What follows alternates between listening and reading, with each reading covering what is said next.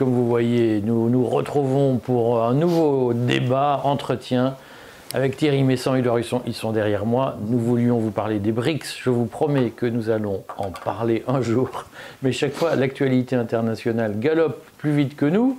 Et donc, aujourd'hui, nous allons essentiellement, vous vous en doutez, parler de la Syrie et puis de l'état de ce dossier à l'heure où nous savons, ce que nous savons, nous sommes le mercredi 11 décembre, et il est 11 h, et nous allons faire le point sur ce dossier en soulignant bien entendu que l'actualité est extrêmement mobile, flexible et évolutive sur ce sujet, et que donc d'une heure à l'autre, ce que nous disons peut être démenti par les faits. Ne l'oubliez pas. On reste avec vous, Thierry Meyssan, Édouard Husson. On commence tout de suite par Thierry. Thierry, la semaine dernière, à la même heure pratiquement, nous parlions déjà de la Syrie. Et tu nous avais dit, je pense que le régime Bachar el-Assad va tenir. Puis nous avons tous été complètement surpris par ce qui s'est passé, c'est-à-dire la chute très rapide. Est-ce que tu veux revenir sur ces événements pour nous donner ton point de vue sur l'offensive éclair? Je pense que pour comprendre ce qui s'est passé là, nous devons avoir une vision beaucoup plus large, pas simplement ce qui s'est passé en Syrie, beaucoup plus large à l'échelle mondiale, et une vision dans le temps. En fait, à mes yeux, il y a deux projets qui depuis 20 ans s'affrontent et qui sont menés par des gens appartenant au même pays. Donc c'est deux projets qui avancent de manière saccadée l'un et l'autre. Le projet qu'on voit là, c'est celui qui a été élaboré par Donald Rumsfeld, qui était le secrétaire d'État aux États-Unis dans les années 2000, et l'amiral Sebrowski, qui était son adjoint pour la politique à long terme. Donc ce projet, ça consiste à détruire la totalité des gouvernements dans l'ensemble des régions qui vont être soumises à l'armée des États-Unis. Alors on a vu les opérations au Liban en 2006, on a vu ce qui s'est passé récemment à nouveau au Liban ou en Syrie.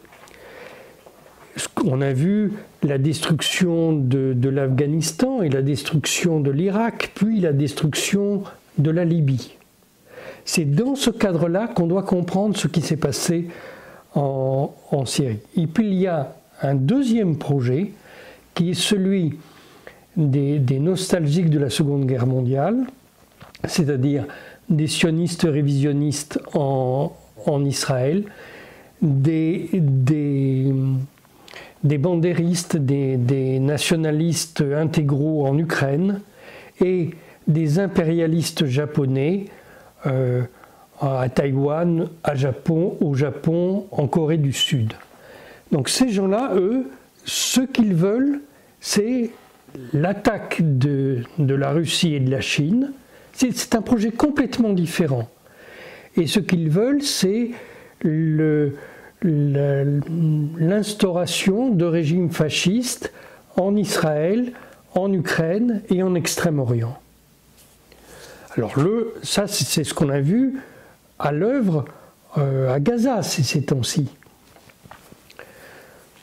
Pour revenir sur le premier projet, il fallait détruire la Syrie comme on a détruit l'Afghanistan, l'Irak et la Libye. Donc ça s'est passé d'abord en organisant la famine en Syrie. Comme on a organisé la famine en Libye et surtout en Irak et en Afghanistan. Souvenez-vous de Madame Albright qui se glorifiait d'avoir provoqué la mort de 500 000 enfants en Irak avant la destruction de l'Irak. Quand on a mis ces pays à plat, on pouvait être certain que les armées locales n'auraient pas la force de s'opposer au rouleau compresseur qu'on allait lancer contre eux. Donc là, le rouleau compresseur, ça a été les djihadistes qui étaient basés à Idlib. Et ces djihadistes, depuis plusieurs mois, on les a armés via le Qatar. Donc, brutalement, on les a lancés à l'assaut de la Syrie, dont l'économie s'était effondrée. Il faut savoir que moi, quand j'ai été m'installer en Syrie en 2011, pour traverser Damas en taxi, il fallait 50 livres. Là, la semaine dernière, il en fallait 250 000. Donc, l'économie était exsangue. Hein. Alors, il s'est passé pour la destruction de la Syrie ce qui s'est passé pour la destruction de l'Irak. Vous savez que quand les troupes des États-Unis ont attaqué l'Irak, la seconde fois, on a vu ces bombardements ciblés contre tous les bâtiments officiels, et tout d'un coup, l'armée n'a plus répondu. Mais 80 des principaux généraux irakiens étaient montés dans un avion des États-Unis, étaient partis en Allemagne puis aux États-Unis. Et là, c'est ce qui s'est passé. Alors, je ne sais pas qui a trahi en Syrie, mais forcément, certains des dirigeants militaires sont partis. Alors, lorsque les djihadistes sont arrivés à Alep, les gardiens de la révolution n'ont pas défendu Alep. C'est eux qui en avaient la charge, ils n'ont pas défendu Alep. Ils se sont retirés. Les gardiens de la révolution qui sont iraniens. Iraniens. Les Iraniens se sont retirés. Ça renvoie à l'assassinat de Raïssi, il y a quelque temps déjà, le président iranien, mort dans un accident d'hélicoptère qui en fait est un accident qui a été organisé par des Iraniens contre leur président.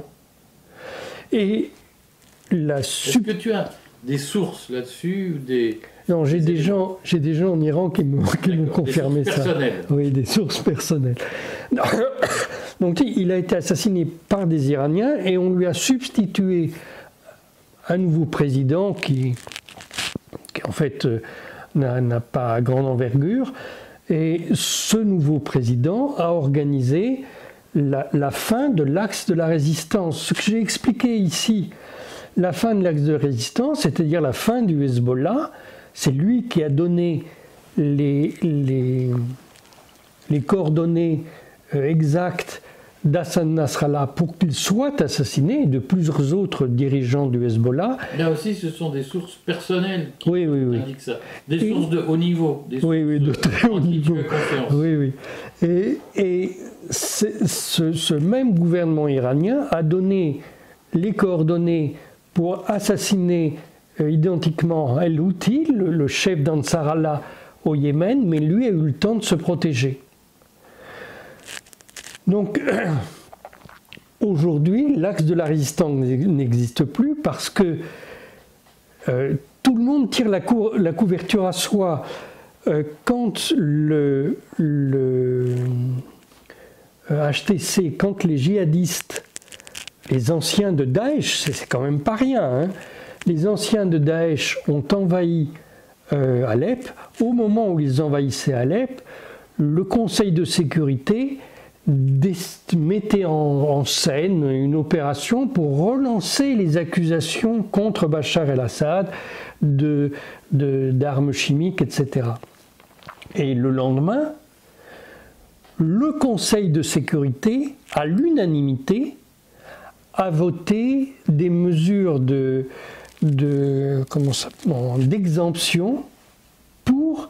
d'exemption humanitaire pour les djihadistes. C'est comme un truc, c'est invraisemblable. Ça a été voté le 6 décembre à l'unanimité par le Conseil de sécurité. Et le 8 décembre, donc 2 jours après, la Russie prise à la gorge en fait, puisqu'elle voyait tout d'un coup cette progression des djihadistes qu'elle n'avait pas anticipé non plus. Hein. Personne n'avait anticipé ça, sauf les États-Unis et le Royaume-Uni, qui étaient les seuls à savoir ce qui allait se passer. Donc la Russie, à Doha, au Qatar, a dit, bon ben, la République arabe syrienne doit être renversée, sauvons les meubles. Et la Russie a négocié, premièrement, qu'il n'y aurait pas de mesures de rétorsion contre les soldats syriens de la République arabe syrienne et qu'il n'y aurait pas de destruction des sanctuaires chrétiens et chiites. Ça, c'était... la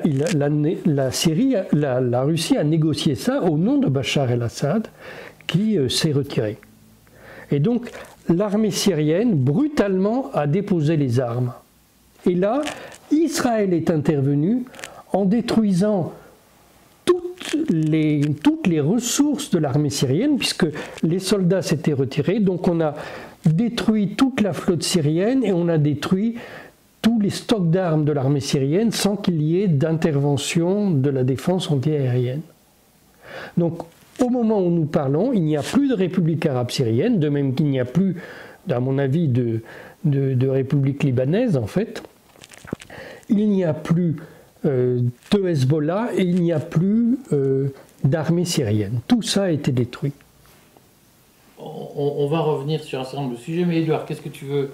Quelle est ta version des faits? Alors, d'abord, je remarque qu'il y a différents récits qui circulent, puisqu'on essaye de justifier des choses qu'on n'a pas vues venir. Par exemple, il y a un truc, moi, qui me fait sourire, c'est le fait que dans Paris, actuellement, il y a beaucoup de gens initiés. Alors, il doit y avoir beaucoup de placards à l'Élysée ou bien des trappes sous les tapis, parce qu'il y a des tas de gens qui savent ce qui s'est dit entre Trump, Macron et Zelensky. Et alors, il y a une version qui est répandue par les Trumpistes ou les Trumpiens, je ne sais pas, et leur relais en France, qui consiste à dire qu'il y a eu une espèce de grand deal entre Trump et Poutine. Grand deal. Deal, voilà. Pas une grande île, non, un grand deal. Non, pas une île flottante. Un deal, voilà.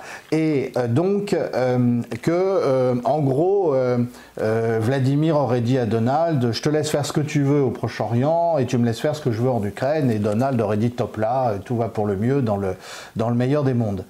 Le meilleur des mondes possible.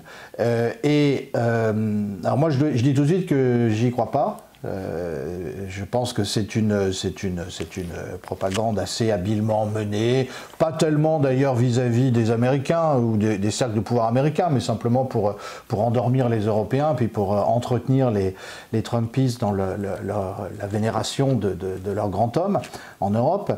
Mais il y a beaucoup de raisons qui conduisent à dire que ça serait absurde. D'abord, si vraiment Poutine avait confiance dans la parole d'un président américain, il serait, à mon avis, naïf, même si c'est Trump.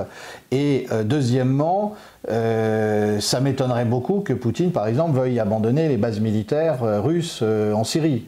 D'ailleurs, il semble que ce qui se profile, c'est que les Russes restent et que ça fait sans doute partie du deal qu'ils ont négocié. Alors, je vois un deuxième récit aussi qui a consisté de la part de la Russie et de l'Iran. Peut-être que Thierry pourra nous en dire quelque chose, à expliquer qu'au fond, ils avaient averti Assad, ils avaient voulu l'aider, et que Assad ne les avait pas écoutés et avait trop misé sur la réconciliation avec les pays arabes et éventuellement une levée des sanctions de l'Union européenne. Et alors c'est ce que j'appellerais avec ironie le moment gorbatchevien d'Assad, qui finalement a tout perdu parce qu'il a fait confiance aux États-Unis ou à l'Europe ou même aux pays arabes. Alors, maintenant, partons de ce que Thierry vient de dire. Bon, j'entends ce qu'il dit sur l'Iran. Je veux bien croire qu'il y a des sources haut placées.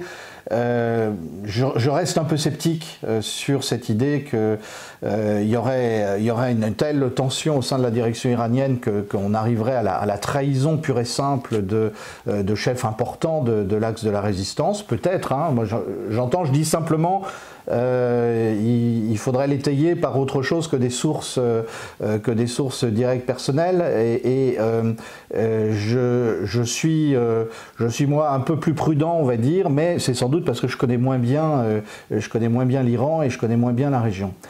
Moi, ce qui me frappe, c'est premièrement, et ça Thierry l'a dit, personne n'avait anticipé. Et je crois que même les Américains ou les Britanniques n'avaient pas anticipé. Ils ont une volonté, ça je suis tout à fait d'accord. Selon toi, par rapport à Thierry, tu dis ils ne téléguident pas l'opération, mais ils la soutiennent.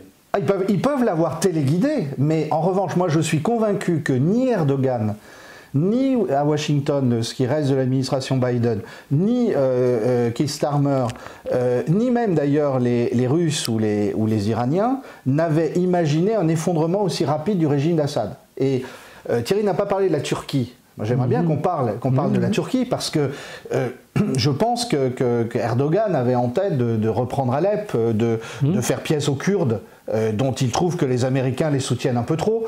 Mais aujourd'hui, me semble-t-il, Erdogan se trouve avec un vrai problème. C'est qu'il va être occupé par les affaires syriennes beaucoup plus que ce qui est son projet d'expansion vers l'Asie centrale et d'empire néo-ottoman, mais qui regarde plutôt vers l'Est. Et puis, est-ce que l'effondrement de la Syrie est une bonne chose pour le fameux projet de pipeline entre le Qatar et la Turquie? À première vue, on peut dire qu'il n'y a plus Assad qui s'y opposait, mais ensuite, ça va être tellement le chaos qu'on voit mal comment le projet va être réalisé. Donc je dis ça rapidement pour dire, il me semble qu'Erdogan lui-même s'est allé beaucoup plus loin que ce qu'il souhaitait. De même, moi j'interprète alors que les Israéliens aient soutenu ce qui se passait. Oui, d'autant plus. Et alors là, j'aimerais bien que Thierry nous en dise plus, parce que je ne suis pas du tout d'accord sur l'affaiblissement du Hezbollah. Je pense qu'au contraire, le Hezbollah a montré une résilience étonnante, malgré le fait que ses chefs ont été décapités, et que précisément Israël a essuyé de facto au sol, je dis bien au sol, une lourde défaite militaire face au Hezbollah ces derniers mois, et qu'il a fallu sauver le soldat Netanyahou. Et à ce moment-là, il y avait ce projet de relancer la guerre de Syrie. Et ce projet qui va, en fait, de mon point de vue, beaucoup plus loin que ce à quoi s'attendait chacun des acteurs. Parce que je pense qu'il s'agissait d'occuper Assad, de rendre compliquées les choses pour le Hezbollah, mais que personne n'imaginait que le régime syrien s'effondrerait aussi vite, même s'il y a des tas de bonnes raisons pour le dire, la famine, la corruption des chefs, etc. Et donc, je pense que les bombardements auxquels on a assisté, de la part d'Israël, pour détruire l'arsenal militaire syrien, c'est aussi une réaction de panique face à une situation que personne n'attendait. Donc ils y sont allés tout de suite, au risque d'ailleurs de se brouiller avec les gens qu'ils soutenaient quelques jours auparavant, à savoir Al-Joulani et HTS. Donc voilà, moi je m'interroge sur ces récits. J'écoute ce que dit Thierry, je dois dire que j'ai du mal à adhérer à ce qu'il dit de l'Iran, mais c'est peut-être aussi par manque de connaissance de ce pays.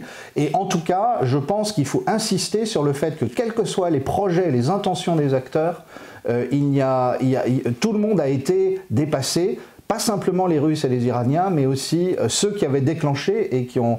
Enfin, on va y revenir, mais enfin, il y a beaucoup de chances que ce soit le scénario du chaos qui l'emporte en Syrie, ce qui va poser des problèmes aux Américains, aux Israéliens et aux Turcs. Thierry, je voudrais que tu reviennes sur les interrogations d'Edouard, mais en t'apesantissant un peu sur cette question, sur les théories qui circulent, les hypothèses sur la stratégie d'Assad, puisqu'il y a en effet une théorie qui dit au fond Assad s'est fait piéger parce qu'il a voulu négocier un accord des levées de sanctions, un accord avec l'Arabie Saoudite, un accord avec ses ennemis, et il s'est fait pigeonner, et ils en ont profité pour lui mettre un peu le poignard dans le dos. Une autre théorie dit au fond il aurait pu résister, mais ça aurait été la cause d'un bain de sang terrible, et au fond usé par le pouvoir, il s'est dit ça ne sert plus à rien de se battre. Qu'est-ce que tu penses de ces théories sur, au fond, les erreurs d'Assad ou l'affaiblissement personnel d'Assad? Alors d'abord, contrairement à ce que l'on dit dans la presse, il y a eu pendant une semaine une très forte résistance de l'armée arabe syrienne. Et les djihadistes ont été repoussés de bien des endroits. Mais les armes dont ils disposaient étaient supérieures. Et notamment, ils avaient, c'était tout à fait nouveau sur le champ de bataille, ils avaient des drones qui leur permettaient de savoir tout ce qui se passait, des drones qui étaient manœuvrés par des conseillers militaires ukrainiens. Je l'ai dit la semaine dernière, ça. Bon. Donc, ça c'est la première remarque. L'armée syrienne ne s'est repliée qu'après l'accord intervenu à Astana, il est intervenu à Doha, l'accord dans la réunion au format d'Astana qui s'est tenue à Doha le 8 décembre. Est-ce que tu peux nous parler de cette réunion dont on n'avait pas entendu parler Oui, avant? oui. Bon. Donc, c'est une réunion Turquie, Russie, Iran qui se tient assez régulièrement. Les dernières réunions avaient servi à rien. On avait relancé cette chose-là en marge du forum de Doha et on y a associé plusieurs États arabes au dernier moment qui ont validé cet accord. En fait, à ce moment-là... Donc dans les États arabes, il y a l'Arabie Saoudite, le Qatar... l'Égypte, la Jordanie, je ne sais plus, plusieurs pays comme ça. Donc, en fait, à ce moment-là, la Russie a pris conscience que c'était trop tard, qu'on ne pouvait plus sauver la République arabe syrienne. Bon, probablement parce que la trahison de quelques généraux avait déjà été actée. Est-ce que les djihadistes, donc le HTS ou HTC, je ne sais pas comment on traduit, participaient à cette réunion de Doha? Non. Non, ils n'étaient pas là. Mais il y avait les principaux acteurs arabes étaient là. Et donc les Turcs et les Iraniens. Alors, pour répondre à... on finit sur la réunion de Doha. Et donc, dans cette réunion de Doha, qu'est-ce qui s'est décidé au fond? On a acté la fin de la République arabe syrienne, c'est ça qui s'est acté. En fait, les Russes ont acté qu'ils avaient été débordés et qu'ils ne pouvaient rien faire, parce que l'armée russe a une puissance militaire aérienne en Syrie, mais elle n'a pas d'hommes au sol, et c'est au sol qu'on pouvait vaincre ça. L'armée russe pouvait bombarder les djihadistes s'ils étaient regroupés à un endroit, mais elle ne pouvait pas faire plus. Donc, je voulais répondre à Édouard au sujet de la Turquie et je pense de la France dont on n'a pas parlé. La Turquie a découvert cette progression des djihadistes quand elle a été lancée, mais elle n'a pas participé opérationnellement au lancement de cette opération. Et donc, dès les premiers jours, elle a envoyé des hommes se joindre aux djihadistes. Et elle a envoyé massivement des hommes se joindre aux djihadistes. Donc, l'objectif de Assad, c'était de prendre Alep. Ça, je l'ai dit la semaine dernière. D'Erdogan. D'Erdogan. C'était de prendre Alep. Et c'est maintenant de prendre Mossoul en Irak. Parce que ce que nous voyons n'est que le début. Nous sommes dans la phase active de la progression des différents acteurs. Et la France a été associée dès le début à cette opération. Alors, elle n'y a pas participé, mais elle a négocié cette opération. C'est Jean-Yves Le Drian qui était l'envoyé spécial d'Emmanuel Macron.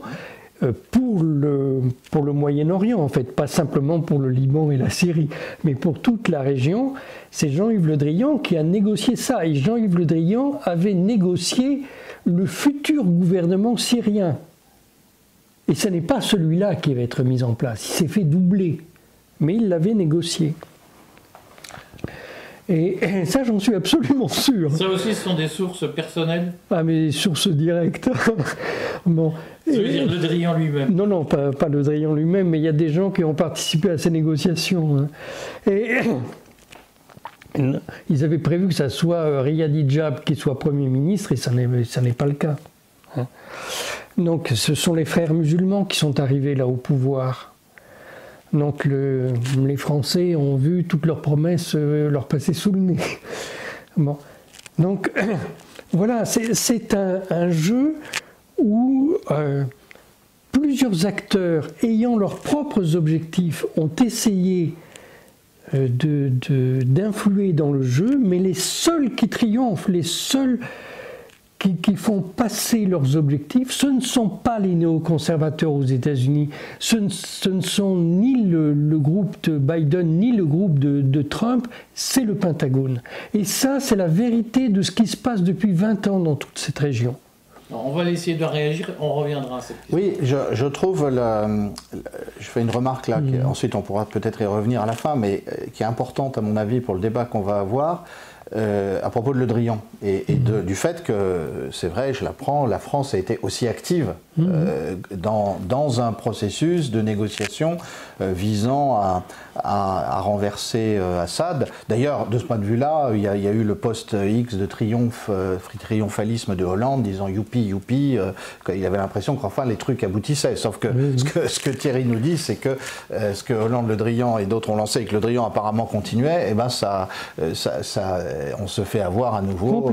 Et si je comprends bien, le MI6 est toujours plus malin que les services ou le gouvernement français. Mais il me semble que c'est très important parce que on va s'interroger et d'une certaine manière avec, dans le cas de Thierry, une connaissance du terrain, dans mon cas une tentative d'analyse sur les intentions des différents acteurs. Mais il me semble que ce qui est le plus important pour nous aussi et pour ceux qui nous regardent ici en France, c'est qu'on s'interroge sur d'éventuelles trahisons françaises, des intérêts profonds de notre pays au Proche-Orient. Et moi, je crois qu'il faut vraiment, il est temps de refaire cette histoire des trahisons successives françaises au Proche-Orient depuis au moins les années 70, alors disons depuis les années 70, bon, parce que Giscard a abandonné le Liban, Mitterrand s'est indûment rapproché d'Israël, abandonnant la position d'équilibre française,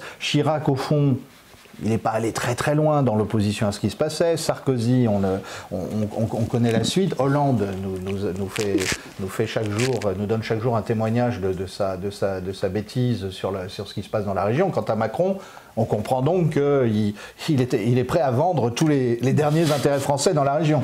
Et il a promis à Netanyahou qu'il ne serait pas arrêté s'il arrivait en France, tout ça pour avoir sa signature en bas d'un accord de cessez-le-feu qui n'est même pas respecté par Israël. Donc je pense que c'est très important que aujourd'hui, mais peut-être aussi dans d'autres émissions, on s'interroge sur la France, parce qu'au bout du compte, ce qu'on voit, c'est qu'un certain nombre de puissances se font flouer dans cette affaire, et qu'il y a des grandes interrogations sur l'intérêt des, enfin ce qui va se passer pour les Palestiniens. Ça va être terrible, les faits en rebond, etc. Mais enfin, tout ça, c'est quand même la Méditerranée, ou c'est pas loin de la Méditerranée, c'est quand même nos intérêts directs. Et je remarque que on entend d'un côté que tout va bien, et de l'autre, on comprend que la France participe à l'empire du chaos, parce que c'est comme ça qu'il faut l'appeler.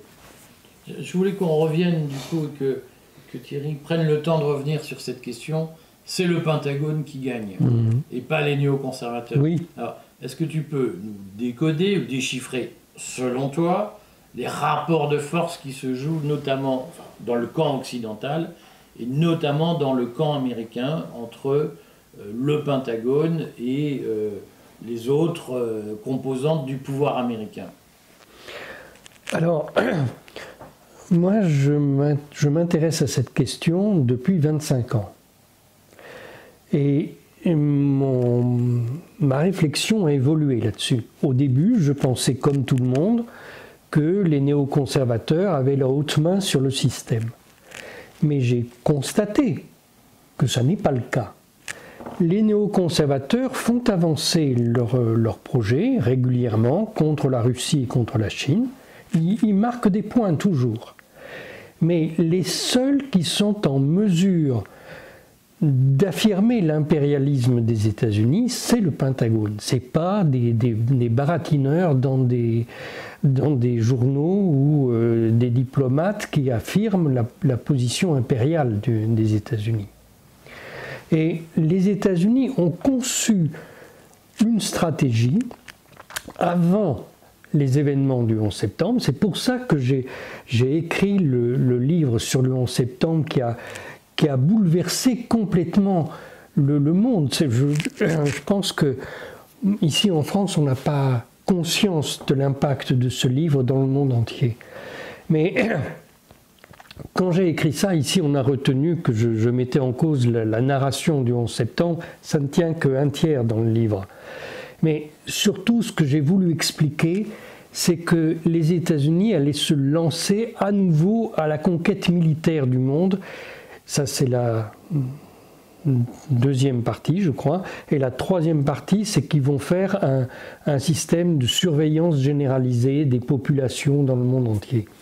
Et ces deux points ont été validés successivement par Julian Assange et par Edward Snowden. Donc, ce plan a été élaboré avant les attentats, et le jour des attentats, il a été rendu public. Le jour des attentats de 2001. De 2001. Et il a été élaboré par qui? Ah ben, on ne sait pas bien, c'est fait au sein du Pentagone, mais c'est un plan qui vise en fait à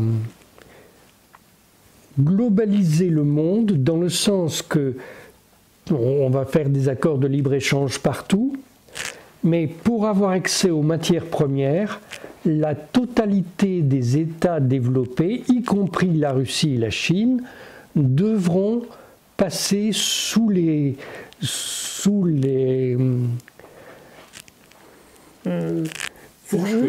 fourches codines, voilà, c'est le mot que je cherchais, sous les fourches codines de l'armée des États-Unis. Et qu'aucun gouvernement ne restera en place dans les réservoirs de matières premières. Aucun gouvernement, ce n'est pas une question d'amis ou d'ennemis, aucun gouvernement ne restera en place.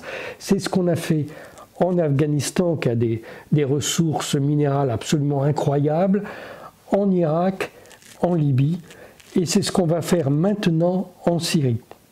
Il n'y aura aucun gouvernement en Syrie qu'un chaos généralisé, comme c'est le cas aujourd'hui en Libye, en Irak et en Afghanistan. Donc, quelles sont les ressources minières de la Syrie, les ressources fossiles qui ont besoin d'être mises sous contrôle? Vous avez d'énormes ressources pétrolières et gazières, mais surtout pétrolières. Ouais. Donc, et on a découvert, juste avant le début de la guerre, l'étendue de ces ressources qu'on ne connaissait pas jusque-là. Ça n'a pas été exploité encore. Et, pour le moment, les quelques ressources pétrolières de la Syrie, qui lui permettraient déjà de vivre très très bien, rien que ça, elles sont exploitées par les États-Unis et partagées pour moitié pour les mercenaires kurdes et pour moitié pour les opérations de la CIA, les opérations secrètes de la CIA, sans qu'elles soient financées par le Congrès des États-Unis. Sur ce point, est-ce que tu as des sources précises sur l'utilisation par la CIA des ressources J'ai rencontré les gens qui faisaient le partage, oui. D'accord. Sont des Américains? Non, mais je dis moitié c'était des Kurdes et moitié c'était des États-Unis. Donc j'ai rencontré des gens qui participaient à ce partage. Oui. Donc en Syrie, ce que tu nous dis, c'est au fond le développement consécutif, méthodique d'une vision mondialisée des ressources minières propres au Pentagone. Ma vision des choses, elle s'enracine dans ce que j'ai vécu en Libye, où j'ai été membre du dernier gouvernement de la Jamaïria arabe libyenne, et en Syrie, où j'ai conseillé Bachar el-Assad. Non, mais ça, ce livre, c'est... Montre-le bien, parce que tu caches. Oui, ce livre, sous nos yeux, c'est l'expérience que j'ai eue en Libye et en Syrie. Et si on cache les éléments qu'il y a là, on ne peut pas comprendre ce qui se passe aujourd'hui et on ne peut pas comprendre ce que sera la suite des événements. Édouard, est-ce que tu veux réagir à ça? Oui, j'aurais une question à poser à Thierry. Alors, ensuite, je pense... moi, j'ai tendance à penser que les milieux dirigeants américains chassent en meute. Et qu'il y a effectivement, il y a des entités, il y a des sous-meutes, si j'ose dire, et que le Pentagone... mais on sera d'accord, je crois, pour dire que l'obsession américaine de mettre la main sur autant de ressources fossiles et de ressources naturelles, c'est aussi l'angoisse de la perte de valeur du dollar. Et il faut garantir le dollar par quelque chose. Ce dollar qui est devenu, qui normalement, selon les lois de la théorie économique, aurait dû depuis longtemps produire de l'hyperinflation. Sauf que l'Allemagne nazie nous l'avait montré et les États-Unis le prouvent de manière plus intelligente mais non moins barbare. En fait, le pillage des ressources naturelles des voisins et même là du monde entier sert à couvrir la création monétaire, à la garantir contre tout risque d'inflation et de dévaluation de la monnaie. Donc je pense que les milieux financiers, en fait, alors là où les Américains sont très forts, y compris au sein de leurs élites encore aujourd'hui, c'est qu'ils n'ont pas besoin de s'asseoir tous autour d'une table et de dire toi tu fais ça, toi tu fais ça, toi tu fais ça. Il y a une vision partagée de la volonté que les États-Unis soient la puissance hégémonique, et donc chacun comprend le rôle qu'il a à jouer dans le domaine qu'il maîtrise. Alors ensuite, oui, quel est le rôle des néoconservateurs, quel est le rôle du Pentagone? Il est probable d'ailleurs, si c'est bien le Pentagone qui l'emporte, que du coup il va y avoir un accord sur l'Ukraine avec la Russie, parce qu'en fait le Pentagone a compris que l'armée russe ne peut pas être battue. Et en particulier, moi, les informations que j'ai, c'est que le tir d'Oreshnik a définitivement calmé les Américains. Ils ont réessayé quand même, ou ils ont laissé faire une frappe ou l'autre, et à ce moment-là, il y a eu des messages apparemment encore plus fermes des Russes, mais en privé, et pour leur dire, si vous continuez, c'est pas un Oreshnik, il y en aura plusieurs, et vous pourriez être visé directement. Donc, de ce point de vue-là, ça voudrait dire que le Pentagone, qui dit depuis des mois que la guerre en Ukraine, il vaut mieux arrêter les frais, à ce moment-là, poussera à une négociation. En revanche, voudra d'autant plus prendre sa revanche au Proche et au Moyen-Orient. Donc on rejoindrait l'histoire du deal Trump-Poutine, mais à ce moment-là avec un soubassement bien plus solide du point de vue des forces en présence. Malgré tout, je crois qu'il faut s'interroger sur l'ensemble du tableau, je suis tout à fait d'accord, et est-ce qu'aujourd'hui les États-Unis ont encore les moyens de leur ambition hégémonique? C'est des questions que je pose, hein. Est-ce qu'il y a une défaite de la Russie en Syrie, ou est-ce qu'on assiste à la façon de faire classique des Russes quand ils sont mis sous pression, qui est de se retirer, de laisser l'autre s'avancer et aller trop loin pour ensuite pouvoir tirer profit de la situation, parce que c'est la ruse classique des Russes. La Chine, comment réagit-elle? Alors c'est vrai que d'un côté la Chine n'a pas fait grand-chose pour sauver économiquement la Syrie, c'est le moins qu'on puisse dire, alors qu'elle en avait les moyens. De l'autre, elle ne peut pas accepter ce qui se passe parce que le théâtre d'opération dont nous parlons, c'est quelque chose qui met en danger les routes de la soie à court ou à moyen terme.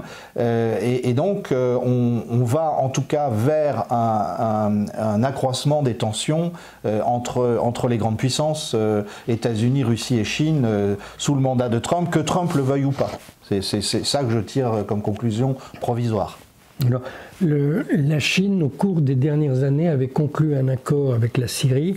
Il était prévu de relancer la route de la soie dans sa formule antique, c'est-à-dire à travers Palmyre, depuis l'Irak, à travers Palmyre jusqu'à Latakia.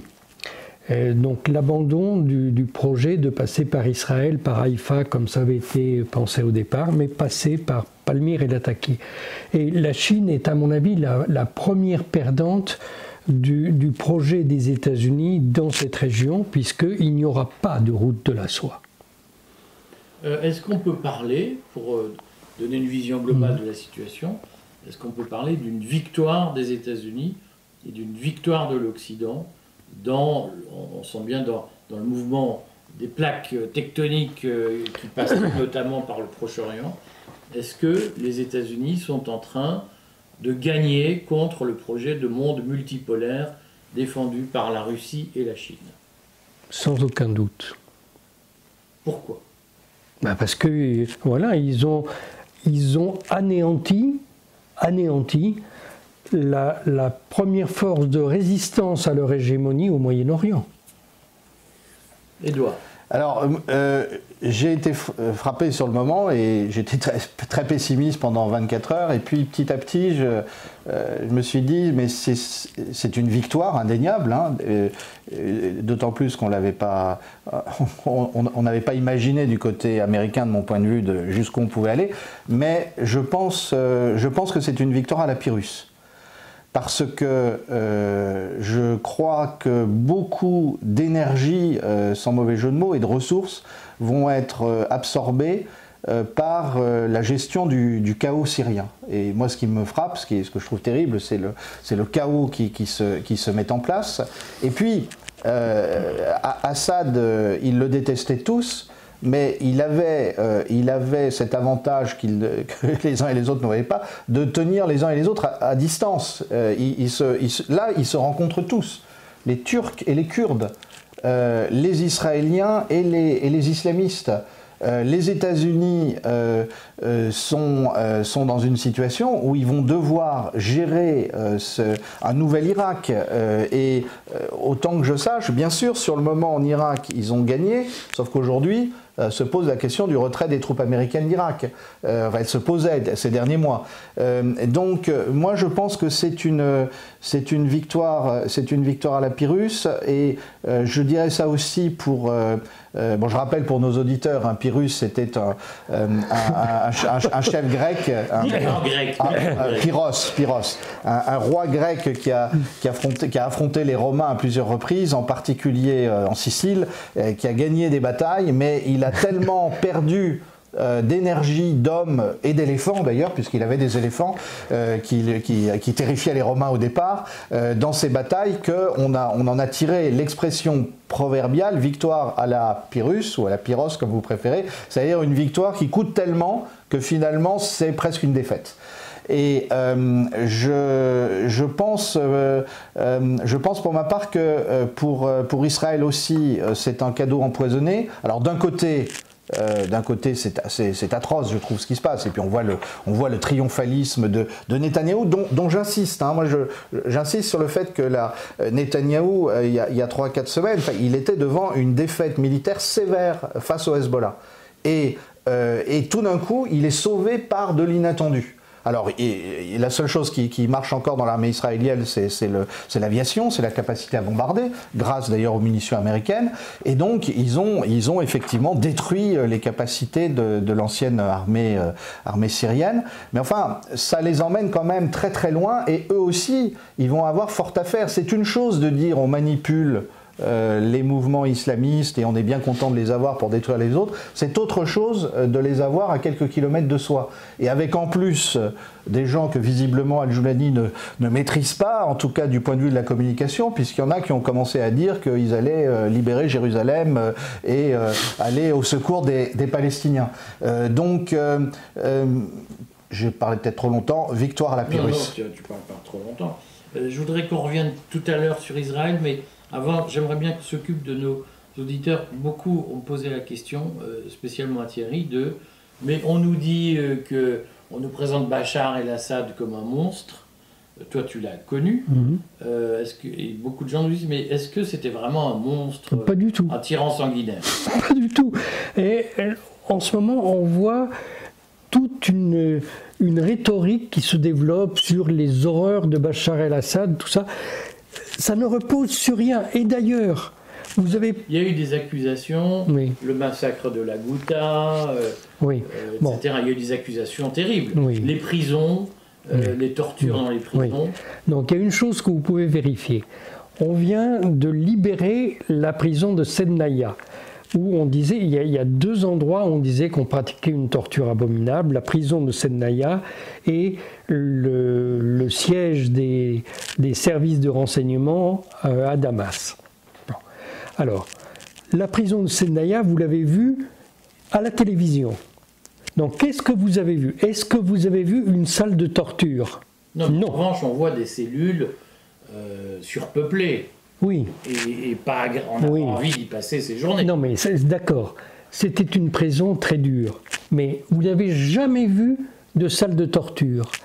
Les djihadistes et les gens sur place ont cherché partout où étaient les souterrains secrets, où on faisait les horreurs, tout ça. Ils n'ont rien trouvé. Ils ont creusé, ils ont détruit plein de choses et ils n'ont rien trouvé. Donc tout ce qu'on vous raconte sur les tortures... Dans le souci d'équilibrer l'information, donc on parle aussi de petites cellules très étroites où les prisonniers étaient battus à mort et ensuite cachés dans du sel avant de faire disparaître leur corps. Je ne dis pas que c'est vrai. Je dis que cette version existe. Non, cette version existe, mais ne repose sur absolument rien. La seule chose qu'on a trouvée, c'est des cellules dont, dans certaines, les gens étaient entassés, c'est tout à fait exact. Et on a également trouvé certaines cellules où il n'y avait pas de lumière, c'est tout à fait exact. Mais on n'a pas trouvé de salle de torture. Bon. Et pour ce qui est du centre de torture à Damas, mon compagnon y a été enfermé parce qu'il a été arrêté, il s'était promené dans Damas sans ses papiers, il a été arrêté par les services secrets, il a été emmené dans cette prison, il est resté enfermé toute une journée, il a été très longuement interrogé et tout, et il n'a jamais été torturé, il n'a vu aucune torture sur place. Il a été emprisonné dans un des cachots qu'il y a là-bas, mais tout était normal, absolument normal. Pour un cachot.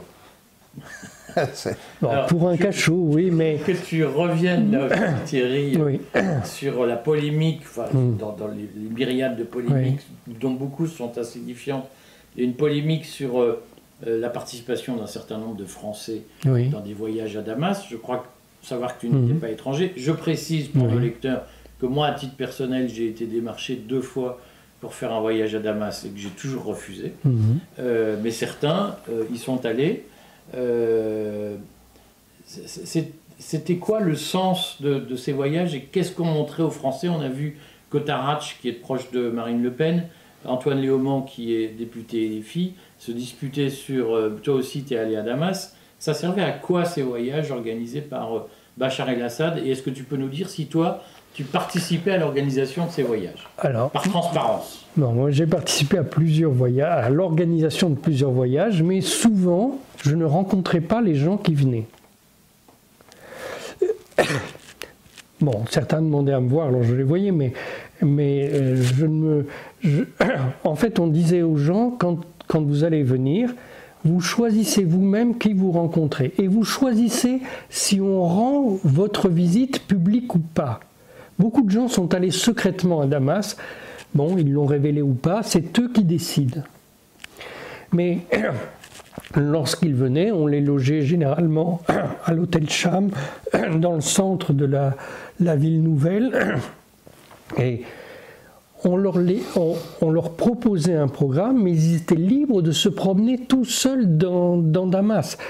Ils n'étaient pas surveillés, on ne leur mettait pas un groupe de policiers autour d'eux. Non, ils étaient absolument libres d'aller où ils voulaient, de parler à qui ils voulaient.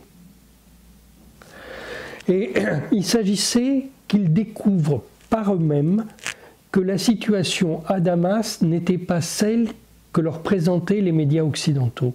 C'était la seule chose qu'on voulait leur montrer, qu'ils le découvrent par eux-mêmes. Est-ce que beaucoup de Français sont allés à Damas? Je ne sais pas, une centaine, oui, mais pas beaucoup, je ne peux pas dire ça. Ouais. Bon, on a, nous, la liste des noms, mais... Non, vous n'avez pas la liste des noms. Non, mais on en connaît. Ouais, oui. Cette parenthèse importante pour l'équipe d'info. Oui, vas-y, Édouard. Alors, si je peux me permettre une remarque générale sur le mélange de naïveté et d'hypocrisie de beaucoup de nos dirigeants et de beaucoup de nos journalistes. Pas tous, pas tous les dirigeants, pas tous les journalistes, mais on parle de régions du monde qui sont soumises depuis au moins la Deuxième Guerre mondiale, en fait plus longtemps, à la convoitise en particulier des Britanniques et des Américains, mais pas que, avec une tendance à déstabiliser les États pour des raisons de ressources pétrolières ou d'autres, pour des intérêts géopolitiques. Et donc, on a des pays, des sociétés qui vivent dans un état de tension permanente et qui les conduit à la violence. La violence, elle peut être interne, elle peut être aussi celle d'un chef, à un moment, Assad, père et fils, ou Saddam Hussein, ou Kadhafi, ou d'autres, qui, à un moment, on dit qu'ils ont jugé bon, en agissant, parce qu'un chef, c'est quelqu'un qui commande et qui agit, d'exercer un certain degré de violence pour assurer la paix civile, disait-il, pour maintenir ensemble des sociétés. Mais ce qu'on voit, c'est que quand on fait partir ces gens-là, il y a une violence qui se déchaîne, qui était dans le corps social et qui n'est plus maintenue. Donc moi, je conseillerais quand même un peu de prudence quand je vois tous ces gens qui s'enthousiasment sur le djihadisme inclusif d'Al-Joulani et puis qui, après ça, disent « Oh là là, c'est horrible ». Enfin non, ils ont du mal d'ailleurs à le reconnaître pour l'instant, mais ils le diront « Oh là là, oui, mais on n'a pas voulu ça ». Oui, enfin, si, vous l'avez voulu, vous l'avez encouragé. Et puis, moi, je dirais très cyniquement, il faudrait mettre en face de tous ceux qui sont allés en Syrie, tous ceux qui sont allés en Israël, je veux dire, le nombre de gens qui sont allés en Israël. Est-ce qu'Israël est un État qui respecte les droits humains vis-à-vis des Palestiniens? On sait très bien que non. Je veux dire, moi, je ne cache pas d'être allé souvent en Israël.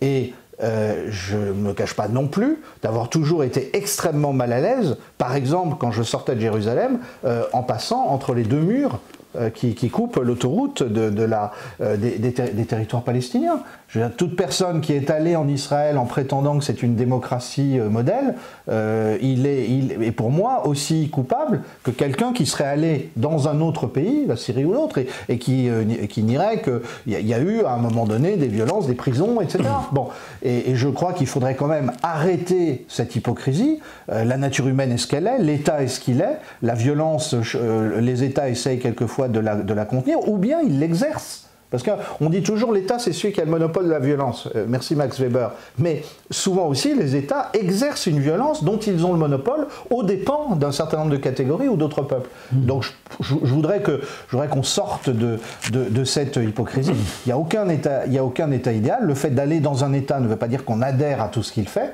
Et puis pour finir, j'aimerais bien que... moi j'ai posé la question à tous ceux qui poussent des cris d'orfraie. Est-ce que quand vous atterrissez à New York ou à Boston, vous pensez à Guantanamo? Voilà, c'est la même chose, je veux dire. Vous allez, c'est même bien pire Guantanamo. Et ce qui a été fait à Guantanamo est sans doute bien pire que ce qui a jamais été fait dans les prisons syriennes. Donc voilà, je crois qu'il faudrait quand même un jour qu'on devienne un peu raisonnable. Est-ce que tu es allé en Syrie? Non, je regrette d'ailleurs parce que je me disais que c'était quelque chose que je pourrais faire un jour, mais je ne l'ai malheureusement jamais fait. Pas trop tard. On peut y aller maintenant, mais ça sera dans d'autres conditions et avec une société sans doute beaucoup plus torturée et détruite encore que ce qui s'est passé ces 15 dernières années. Moi, je trouve que c'est très important ce que tu viens de dire, et qu'on doit avoir en tête que tout ce qu'on nous a raconté sur les crimes commis au Moyen-Orient, ça n'est que la version des vainqueurs. Saddam Hussein était un despote oriental, il a lui-même assassiné des membres de son entourage.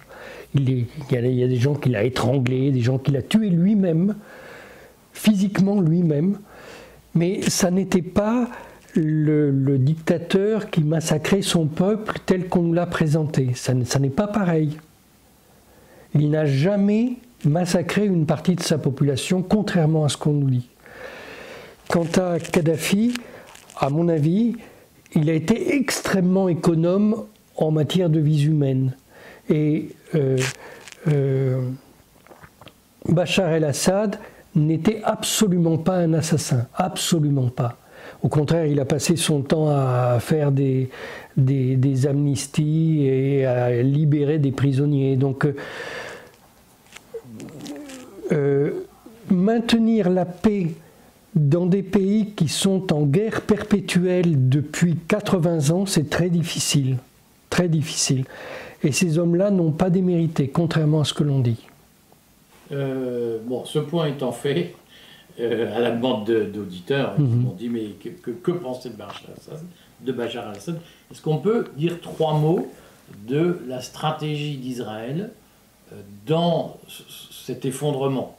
Qu'est-ce qu'on peut penser qui va se passer, puisque d'ores et déjà Netanyahou a annoncé que les accords sur la démilitarisation du Golan étaient caducs, et par ailleurs Netanyahou passe en justice pour les procès en corruption qui lui sont faits. Qu'est-ce qu'on peut penser aujourd'hui de la stratégie d'Israël en Syrie? Donc, Israël a profité de la situation pour avancer un peu à la frontière du Golan. En fait, il y avait une zone tampon, et ils créent une zone tampon au-delà de la zone tampon pour protéger la zone tampon. Bref, ils annexent une partie supplémentaire de la Syrie.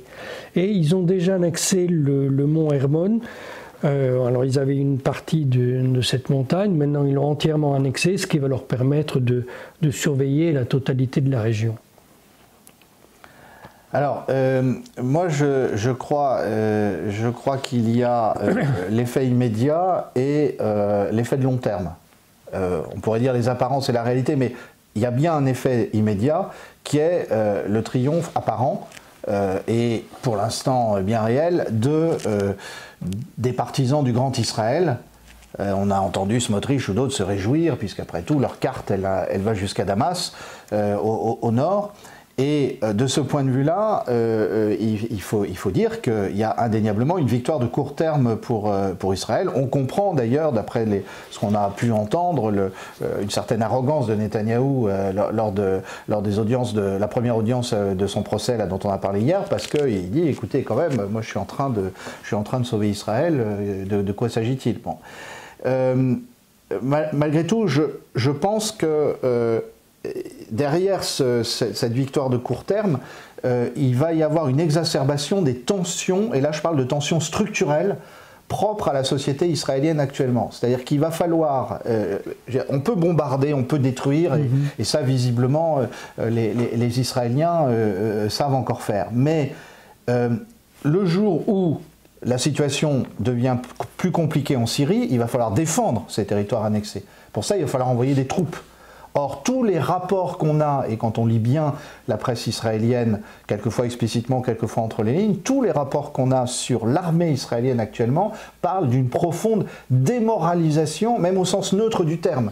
C'est-à-dire des gens qui, les recrues, les conscrits, et même les soldats de métier, qui sont finalement totalement traumatisés à ce à quoi ils ont participé à Gaza. Alors, j'excuse pas ce qu'ils ont fait, mais on sait très bien que chez des gens qui se livrent à une violence extrême, il y a toujours des effets psychosomatiques, par exemple, il y a toujours des effets en retour. Et puis surtout, il y a de moins en moins de jeunes Israéliens qui ont envie d'aller faire la guerre. J'insiste, face au Hezbollah, ils sont pas allés plus loin qu'en 2006 avec un Hezbollah qui était théoriquement affaibli. Et ils ont essuyé de lourdes pertes. Les chiffres qu'on a donnés quotidiennement, il fallait sans doute ajouter un zéro tous les jours, c'est-à-dire que si on accumule, ils ont perdu plusieurs milliers d'hommes face au Hezbollah. Et là, aujourd'hui, je ne vois pas quelles troupes au sol vont aller défendre les nouveaux territoires conquis, le Golan étendu, la partie de la Syrie occupée jusqu'à quelques dizaines de kilomètres de Damas. Et ça va exacerber des tensions, sans compter le fait que, on l'a vu tout de suite, Al-Joulani et ses sbires, ils étaient au départ, ils n'avaient qu'amitié pour Israël, et puis tout d'un coup, ils voient les bombardements. Et je pense qu'ils imaginaient eux mettre les mains sur les ressources de l'armée syrienne, sauf que Israël détruit beaucoup de choses. Donc ça se gâte déjà. Alors il y a évidemment quelque chose dont on a peu parlé dans les médias, je trouve, qui est l'effet que ça va avoir sur les Palestiniens. Et on a vu les bombardements de Gaza continuer de manière horrible. Et c'est vrai que s'il y a une défaite immédiatement, c'est bien le fait que au moins immédiatement opérationnellement, ça devient plus difficile à l'axe de la résistance. Je ne m'interroge pas pour savoir s'il a complètement disparu ou s'il existe encore, pour défendre les Palestiniens, même si on a vu que Ansar Allah, visiblement, n'avait pas l'intention de s'arrêter, et il y a eu encore des frappes qui ont eu lieu en direction d'Israël et de la flotte américaine en mer Rouge. Il y a une riposte terrible des États-Unis qui ont bombardé là, au Yémen d'une manière démentielle. On ne se rend pas compte, pendant que ça s'effondre en Syrie, vous avez vu les États-Unis qui ont bombardé au Yémen et qui ont bombardé à la frontière de la zone tenue par Daesh. Donc ne croyez pas qu'ils aient bombardé Daesh, c'est pas ce qu'ils font. Ils ont contenu Daesh en bombardant ses avant-postes. Mais il y a quelque chose que je ne comprends pas dans cette affaire. C'est que, si j'écoute Thierry, au fond, les Israéliens ne sont pas étrangers à la poussée d'Al-Qaïda en Syrie, qu'on appelle HTS, HTC. Oui. Et qu'au fond, Israël est complice de la chute de Bachar el-Assad. Oui, bien sûr. Qu'Israël souhaitait en partie depuis des années. Et en même temps, on a l'impression que les Israéliens prennent des précautions pour se protéger contre ces djihadistes qui ont pris le pouvoir en Syrie, avec nos applaudissements d'ailleurs. Nous qui vouons en gémonie les djihadistes qui sont venus tirer dans nos rues sur les passants. Ce sont les mêmes. Ce sont les mêmes. Nous nous félicitons de leur victoire à Damas. Vérité un jour, erreur le lendemain. Mais est-ce qu'il y a un risque que les djihadistes qui ont pris le pouvoir en Syrie s'en prennent à Israël ou pas? Non, il y a une relation très ancienne entre ces gens.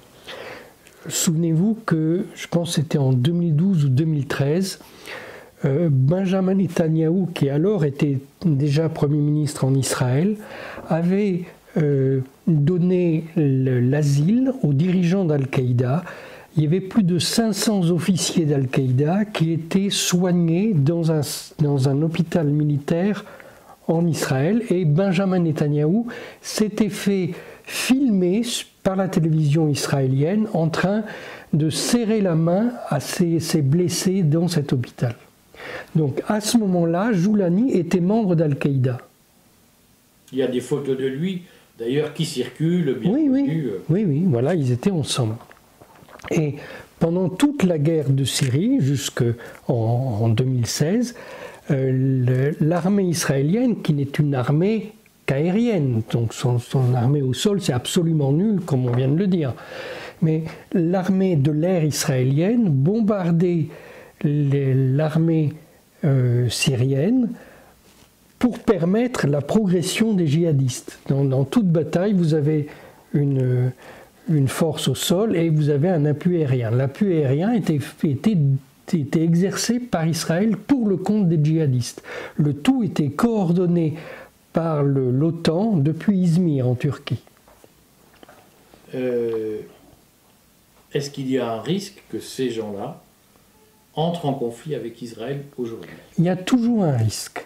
Comment ça s'explique, cette relation « je t'aime moi non plus » ? Mais parce que ces gens ont une idéologie qui est dirigée contre l'État d'Israël. On peut se rappeler à l'origine les bonnes relations entre Netanyahou et le Hamas, en tout cas le Hamas première version. Et aujourd'hui, objectivement, le Hamas est un des pires ennemis d'Israël. Donc moi, je crois qu'effectivement, c'est pour ça que je parlais d'aggravation des contradictions. Alors, on pourrait citer une autre contradiction, c'est que Netanyahou va avoir tendance à pousser Trump à vouloir attaquer l'Iran. D'autant plus que à la CIA, on explique que la jeunesse iranienne est en fait révoltée contre le régime et qu'il suffira de... Un peu comme en Syrie, ils vont dire, regardez comme en Syrie, en fait, vous croyez que ce régime est fort et on va pousser la porte et vous allez voir. Sauf que, bon, c'est quand même 80 millions d'habitants, c'est quand même autre chose, puis c'est sans doute une nation plus cohérente. Et puis... est-ce que Trump va se laisser entraîner dans un conflit qui va le détourner de ce qui est pour lui l'essentiel, qui est l'épreuve de force avec la Chine? Mais moi je comprends bien comment, alors est-ce que c'est le Pentagone, est-ce que c'est les néoconservateurs? Il y avait l'idée aussi d'enliser Trump, de le garder au Proche-Orient, parce que sans doute il s'est retiré d'Afghanistan, d'ailleurs il a fait un post sur X très significatif samedi soir dans lequel il a dit il ne faut pas s'en mêler. Ça va être chaotique et il ne faut pas s'en mêler. C'est pas sûr que c'est notre trêve sociale. Oui, enfin, en tout cas, moi je l'ai lu sur X ou sur son compte Telegram, voilà. Et donc, donc je pense que ces contradictions vont s'accélérer. Et puis, alors, il y a des choses aussi qu'on n'a pas remarquées. Par exemple, Rima Hassan a été prise à partie par un certain nombre de gens qui lui ont dit mais vous ne défendez pas vous dites pas que la chute d'Assad est terrible pour les Palestiniens. Et elle a répondu assez naturellement, elle a dit écoutez, moi je sais l'histoire de ma famille en Syrie, dans un camp qui n'a pas été vraiment bien traité par Assad, par la famille Assad. Donc laissez-moi me réjouir d'un côté de ce qu'il ne soit plus là, et de l'autre souhaiter que la Syrie trouve un équilibre et retrouve une unité. C'est peut-être naïf, mais il faut quand même voir l'histoire des gens et voir la complexité de tout ça. Il y a eu des tas de messages sur les réseaux palestiniens disant qu'ils se réjouissaient pour le peuple syrien et qu'en même temps, ils espéraient que ça serait un plus pour l'axe de la résistance. C'est peut-être contradictoire, peut-être naïf, c'est peut-être illusoire, mais je crois que cette histoire n'est pas finie, elle est loin d'être écrite, et ceux qui ont déclenché ça sont, comme toujours, des apprentis sorciers. Est-ce que on peut avoir des questions sur l'avenir du Hezbollah après l'effondrement du régime syrien? Alors, si on doit parler de l'organisation Hezbollah, pour moi, cette organisation, elle est morte. Elle est dirigée aujourd'hui par Naïm Qassem, qui est un homme complètement... c'est un esprit fermé, borné, qui ne jure que par sa compréhension de la loi islamique. Il est lui-même l'auteur d'un livre sur la loi islamique, tout ça. Bon. Mais si on doit voir le Hezbollah comme réseau de résistance, alors il a un avenir pour un siècle, hein, parce que lui, il est dirigé par Wafik Sarah, qui est un homme très déterminé. Il a des combattants qui sont extrêmement bien formés et il dispose toujours d'armes, alors de petites armes, mais il dispose toujours d'armes qu'il est capable de manier de manière très précise, et il sera toujours impossible à l'armée israélienne d'occuper le Liban, ça c'est très clair. Il y a une question qu'il faut se poser, c'est effectivement ce qui va se passer à l'ouest de la Syrie, sur la côte. Si je ne me trompe pas, c'est là que vivent essentiellement des Alaouites, et c'est là aussi que les Russes entretiennent leur base navale. On peut imaginer que ça soit un terrain enfin un territoire, pardon, où se réfugient un certain nombre de chrétiens persécutés ailleurs en Syrie, ça serait assez logique, d'autant plus que les Russes, dans beaucoup de messages qui sont passés, ont dit qu'ils se préoccupaient des chrétiens de Syrie. Mais ce qui est intéressant à ce moment-là, c'est qu'on va avoir un continuum entre cette zone-là et le Liban. Et donc peut-être que finalement l'avenir du Liban est moins terrible que ce qu'on pouvait penser à première vue. Il est très possible que les Russes défendent la côte et par ailleurs laissent l'anarchie régner, parce que de toute façon ils ne peuvent pas faire autrement, plus à l'intérieur de la Syrie. En tout cas, sur le Hezbollah, oui, c'est ce que je voulais dire tout à l'heure, c'est qu'il me semble que le mouvement combattant lui-même, il a toutes ses chances. Et moi je dis ce que j'ai lu chez les observateurs militaires qui suivent ça de très près, y compris des Occidentaux, ils ont été impressionnés par les pertes infligées à l'armée israélienne pendant les 50 ou 60 jours de guerre. Et il faut se rappeler que Netanyahou a eu besoin de ce cessez-le-feu. Hein. Il a été très soulagé de l'obtenir. Est-ce qu'on peut terminer par une dernière question? Est-ce que l'Iran va normaliser ses relations avec le bloc occidental dans son ensemble? Ça c'est comment vont évoluer les contradictions en Iran. Moi, ce que j'explique, depuis déjà plusieurs fois, un bon moment, c'est que l'équipe au pouvoir, réellement au pouvoir en Iran, cette équipe a déjà conclu un accord avec les États-Unis. Mais voilà, c'est une faction, il y en a une autre qui est beaucoup plus populaire, qui est numériquement beaucoup plus importante, mais qui n'a pas le pouvoir aujourd'hui. Et je voudrais revenir sur ce qu'on disait sur les États-Unis. Le secrétaire d'État lui-même a été débordé par ce qui se passe en Syrie. J'insiste, c'est une affaire du Pentagone. Aujourd'hui, si vous regardez le site du département d'État, vous verrez, c'était encore là, juste avant cette émission, le site du département d'État propose 10 millions de dollars pour l'arrestation d'Al-Jolani, tandis que le département de la Défense le soutient. Voilà. Et vous avez vu Al-Jolani qui parle sur CNN, alors que à CNN, vous avez des membres du Pentagone qui ont une salle à côté de la salle de rédaction. Donc on rappellera qu'Al-Jolani est répertorié comme terroriste, oui. Y compris aux États-Unis. Il y a un contrat sur sa tête. C'était un des chefs d'Al-Qaïda et le numéro 2 de Daesh. Bon, ce que je vous propose, c'est qu'on conclue cette émission. C'est la dernière de l'année mécaniquement, on se retrouvera en format A3 si j'ose dire, début janvier avec des événements qui auront évolué. Mais on te retrouve Thierry mercredi prochain, je pense. Ce sera l'occasion de rediscuter. Et puis merci et à très bientôt. À très bientôt. Merci à tous les deux.